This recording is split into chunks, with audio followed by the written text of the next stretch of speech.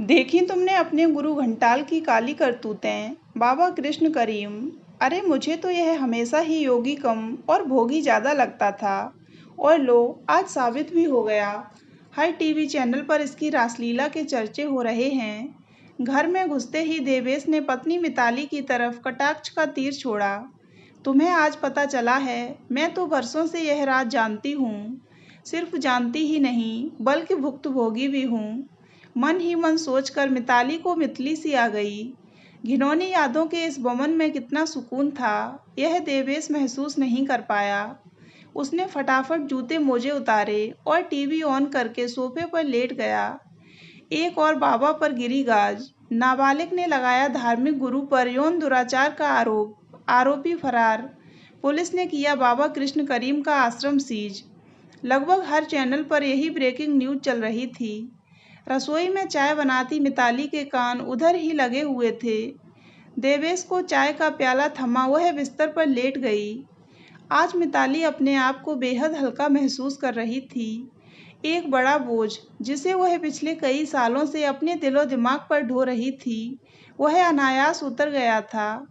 अब उसे यकीनन उस भयावह फोन कॉल से आज़ादी मिल जाएगी, जो उसकी रातों की नींद और दिन का चैन उड़ाए थी, जिसके चलते हर इनकमिंग फ़ोन कॉल पर उसका दिल उछलकर हलक में आ जाता था। आंखें बंद होते ही मिताली की पलकों के पीछे एक दूसरी ही दुनिया सजीव हो उठी। चुपचाप से खड़े लम्हे मिताली के इर्द गिर्द लिपट गए, जैसे धुंध एकाएक आकर पेड़ों पहाड़ों से लिपट जाती है और वे वहां होते हुए भी अदृश्य हो जाते हैं। ठीक उसी तरह मिताली भी अपने आसपास की दुनिया से ओझल हो गई। परछाइयों की इस दुनिया में उसके साथ सुदीप है, बाबा का आश्रम और सेवा के नाम पर जिस्म से होने वाला खिलवाड़ है। सुदीप से उसकी दोस्ती कॉलेज के समय से ही थी। इसे दोस्ती न कहकर प्यार कहें तो शायद ज़्यादा उपयुक्त होगा। उनका कॉलेज शहर के बाहरी कोने पर था और कॉलेज से कुछ ही दूरी पर बाबा कृष्ण करीम का आश्रम था। हरे भरे पेड़ों से घिरा यह आश्रम देखने में बहुत ही रहस्यमय लगता था। दोनों अक्सर एकांत की तलाश में उस तरफ निकल जाते थे। इस आश्रम का ऊंचा और भव्य मुख्य द्वार मिताली को सम्मोहित कर लेता था। वह इसे भीतर से देखना चाहती थी, लेकिन आश्रम में सिर्फ बाबा के भक्तों को ही प्रवेश की अनुमति थी। मिताली अक्सर सुदीप से अपने मन की बात कहती थी। एक दिन सुदीप ने उससे आश्रम के अंदर ले जाने का वादा किया, जिसे बहुत जल्दी उसने पूरा भी किया। हुआ यूं था कि रिश्ते में सुदीप की भाभी सुमन बाबा की भक्त थीं और अक्सर वहां आश्रम में सेवा के लिए जाती थीं। उसी के साथ सुदीप मिताली को लेकर आश्रम गया। आश्रम के दरवाजे पर सुरक्षा व्यवस्था बहुत सख्त थी। कई चरणों में जांच से गुजरने के बाद वे अब एक बड़े से चौगान में थे। मिताली हर तरफ आंखें फाड़ फाड़ कर देख रही थी। आश्रम के बहुत बड़े भाग में ताज़ा सब्जियां लगी थीं। एक हिस्से में फलदार पेड़ भी थे। बहुत से भक्त, जिन्हें सेवादार कहा जाता है, वहां निष्काम सेवा में जुटे हुए थे। कुछ लोग सब्जियां तोड़ कर ला रहे थे और कुछ उन्हें तौल तौल कर वजन के अनुसार अलग अलग पैक कर रहे थे। कुछ लोग फलों को भी इसी तरह से पैक कर रहे थे। सुमन ने बताया कि ये फल और सब्जियां बाबा के भक्त ही प्रसाद स्वरूप खरीद कर ले जाते हैं। सुमन स्वयं भी अपने घर के लिए फल सब्जियां यहीं से खरीद कर ले जाती है। एक बड़े से रसोई घर में कुछ महिलाएं आश्रम में मौजूद सभी लोगों के लिए खाना बनाने में जुटी थीं, तो कुछ सेवादार झूठे बर्तन मांजकर अपने आप को धन्य महसूस कर रहे थे। मिताली ने देखा कि वहां लोगों से किसी तरह का कोई भेदभाव नहीं बरता जा रहा था। हर व्यक्ति को समान सुविधा उपलब्ध थी। शायद यही संभाव सबको जोड़े था और यही बाबा की लोकप्रियता का कारण था। मिताली को दूर आश्रम के कोने में गुफा जैसा एक कमरा दिखाई दिया। सुमन ने बताया कि यह बाबा का विशेष कक्ष है। जब भी वे यहाँ आश्रम में आते हैं, इसी कक्ष में ठहरते हैं। यहाँ किसी को भी जाने की अनुमति नहीं है। सुमन के साथ होने के कारण उन दोनों को किसी ने नहीं टोका। मिताली और सुदीप ने पूरा आश्रम घूम कर देखा। घूमते घूमते दोनों आश्रम के दूसरे कोने तक पहुंच गए। यहाँ घने पेड़ों के झुरमुट में घास फूस से बनी कलात्मक झोपड़ियाँ बेहद आकर्षक लग रही थीं। मिताली को आश्रम की व्यवस्था ने बहुत प्रभावित किया। उसने आगे भी यहाँ आते रहने का मन बना लिया। और कुछ न सही, सुदीप के साथ एकांत में कुछ लम्हे साथ बिताने को मिल जाएंगे। शहर में तो लोगों के देखे जाने का भय हमेशा दिमाग पर हावी रहता है। आधा ध्यान तो इसी में बट जाता है। प्यार मोहब्बत की बातें क्या खाक करते हैं। यह सोच मिताली का दिमाग आगे की योजनाओं को अमली जामा पहनाने की कवायद में जुट गया। उसने सुदीप को अपनी योजना के बारे में बताया। यह आश्रम है, कोई पिकनिक स्पॉट नहीं कि जब जी चाहा टहलते हुए आ गए। देखा नहीं सुरक्षा व्यवस्था कितनी कड़ी थी। सुदीप ने उसके प्रस्ताव को नकार दिया। तुम ऐसा करो, सुमन भाभी के साथ बाबा के शिष्य बन जाओ। रोज न सही, कभी कभार तो आया ही जा सकता है। मिलने का मौका मिला तो ठीक, वरना ताज़ा फल सब्जियां तो मिल ही जाएंगी। मिताली ने उसे उकसाया। यह बात सुदीप को भी जम गई और फिर एक दिन सुदीप विधिवत बाबा कृष्ण करीम का शिष्य बन गया। मिताली और सुदीप कभी सुमन के साथ तो कभी अकेले ही आश्रम में आने लगे। अक्सर दोनों सबकी नज़रें बचाकर उन झोपड़ियों की तरफ निकल जाया करते थे। कुछ देर एकांत में बिताने के बाद प्रफुल्लित से लौटते हुए फल सब्जियां खरीद ले जाते। आश्रम में आने जाने से उन्हें पता चला कि इस आश्रम की शाखाएं देश के हर बड़े शहर में फैली हैं। इतना ही नहीं, विदेशों में भी बाबा के अनुयायी हैं जो उन्हें भगवान की तरह पूजते हैं। इन आश्रमों से कई अन्य तरह की सामाजिक गतिविधियां भी संचालित होती हैं। कई हॉस्पिटल और स्कूल हैं जो आश्रम की कमाई से चलते हैं। मिताली ने महसूस किया कि जितना वे बाबा के बारे में जान रहे थे, उतना ही सुदीप का झुकाव उनकी तरफ होने लगा था। अब उनकी बातों का केंद्र भी अक्सर बाबा ही हुआ करते थे। मुख्य सेवादार ने उसकी निष्ठा देखते हुए उसे आश्रम से जुड़ी कई महत्वपूर्ण जिम्मेदारियां सौंप दी थीं। इन सब का प्रभाव यह हुआ कि अब मिताली बेरोक टोक आश्रम के हर हिस्से में आने जाने लगी थी। देखते ही देखते उनका कॉलेज पूरा होने को आया। फाइनल एग्जाम का टाइम टेबल आ चुका था। अब पढ़ाई में जुटना होगा। एग्जाम से पहले एक आखिरी बार आश्रम चलें? हाँ, कल चलते हैं। बाबा का आशीर्वाद भी तो लेना है, सुदीप ने कहा। कल का दिन तुम्हारी जिंदगी का एक यादगार दिन होने वाला है। सुदीप ने शरारत से मुस्कुराते हुए उसका गाल खींच दिया। वह दिन सचमुच ही उसकी जिंदगी का एक यादगार दिन था। उस दिन मौसम भी कुछ आशिकाना सा ही था। आसमान में काले बादल छा रहे थे।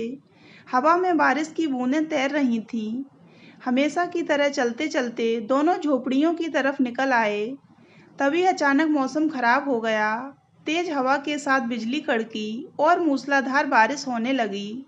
उन्हें वापस आश्रम लौटने तक का वक्त नहीं मिला और वे भागकर एक झोपड़ी में घुस गए। कुछ मौसम की साजिश और कुछ कुंवारे से इंद्रधनुष। मिताली 7 रंगों में नहा उठी। सुदीप उसके कान में धीरे से गुनगुनाया, रूप तेरा मस्ताना, प्यार मेरा दीवाना, भूल कोई हमसे न हो जाए। मिताली लाज से सिकुड़ गई। इंद्रधनुष के रंग कुछ और गहरा गए। भीगे बदन ने आग में घी का काम किया और फिर वह सब हो गया जो उन्होंने पुरानी हिंदी फिल्म आराधना में देखा था। बारिश खत्म होने पर दोनों घर लौट गए। इस रोमानी शाम के यादगार लम्हों के बोझ से मिताली की पलकें झुकी जा रही थीं। परीक्षा खत्म हो गई। 2 दिन नींद पूरी करने और परीक्षा की थकान उतारने के बाद मिताली ने सुदीप को फ़ोन किया। लेकिन यह क्या, उसका फ़ोन तो स्विच ऑफ आ रहा था। लगता है जनाब की थकान अभी उतरी नहीं है, मिताली सोचकर मुस्कुराई। लेकिन यह सिर्फ उसका वहम ही था। अगले कई दिनों तक भी जब सुदीप का फ़ोन बंद मिला तो उसे फिक्र हुई। उसने सुदीप के 1-2 दोस्तों से उसके बारे में पता किया, लेकिन किसी ने भी उसे एग्जाम के बाद से नहीं देखा था। मिताली ने आश्रम जाकर सुमन से बात की, लेकिन उसे भी कुछ मालूम नहीं था। सप्ताह भर बाद उसे सुमन से पता चला कि सुदीप अचानक कहीं गायब हो गया। उसके घर वालों ने भी उसकी बहुत तलाश की, लेकिन उसका कोई सुराग नहीं मिला। हार कर उन्होंने पुलिस को खबर कर दी और अब पुलिस उसकी तलाश में जुटी है। मिताली के सारे प्रयास विफल हो गए तो उसने भी सब कुछ वक्त पर छोड़ दिया और आगे की पढ़ाई की तैयारी करने लगी। तभी एक दिन दोपहर को उसके मोबाइल पर एक प्राइवेट नंबर से कॉल आई। मिताली, मैं बाबा का खास सहयोगी विद्यानंद बोल रहा हूँ। बाबा तुमसे भेंट करना चाहते हैं। कल दोपहर 3 बजे आश्रम आ जाना। मिताली भीतर तक सिहर गई। बोली, माफ़ कीजिएगा, मेरी आपके बाबा और आश्रम में कोई दिलचस्पी नहीं है। तुम्हें न सही, बाबा को तो है। और हाँ, जरा बाहर आओ, बाबा ने एक खास तोहफा तुम्हारे लिए भिजवाया है। और फिर फ़ोन कट गया। मिताली दौड़कर बाहर गई। मुख्य दरवाजे पर एक छोटा सा लिफाफा रखा था। मिताली ने खोल कर देखा, उसमें एक पेन ड्राइव था। उसने कांपते हाथों से उसे अपने फ़ोन से कनेक्ट किया। उसमें एक वीडियो क्लिप थी, जिसे देखते ही मिताली भय से पीली पड़ गई। यह उसके और सुदीप के उन अंतरंग पलों का वीडियो था जो उन्होंने आश्रम वाली झोपड़ी में बिताए थे। मरता क्या नहीं करता। मिताली अगले दिन दोपहर 3 बजे बाबा के आश्रम में थी। आज उसे उस विशेष रूप से बनी गुफा में ले जाया गया। भीतर ले जाने से पहले उसकी तलाशी ली गई और उसके कपड़े भी बदल दिए गए। मोबाइल स्विच ऑफ करके अलग रखवा दिया गया। इतना ही नहीं, उसकी घड़ी और कानों में पहने टॉप्स तक खुलवा लिए गए। बाहर से साधारण सी दिखने वाली यह गुफा भीतर से किसी महल से कम नहीं थी। गुफा में मिताली ने देखा कि उसके अंदर विलासिता का हर सामान मौजूद था। आज पहली बार वह बाबा से प्रत्यक्ष मिल रही थी। बाबा का व्यक्तित्व इतना रोबीला था कि वह आंख उठाकर उसकी तरफ देख तक नहीं सकी। सम्मोहित सी मिताली 2 घंटे तक बाबा के हाथों की कठपुतली बनी उसके इशारे पर नाचती रही।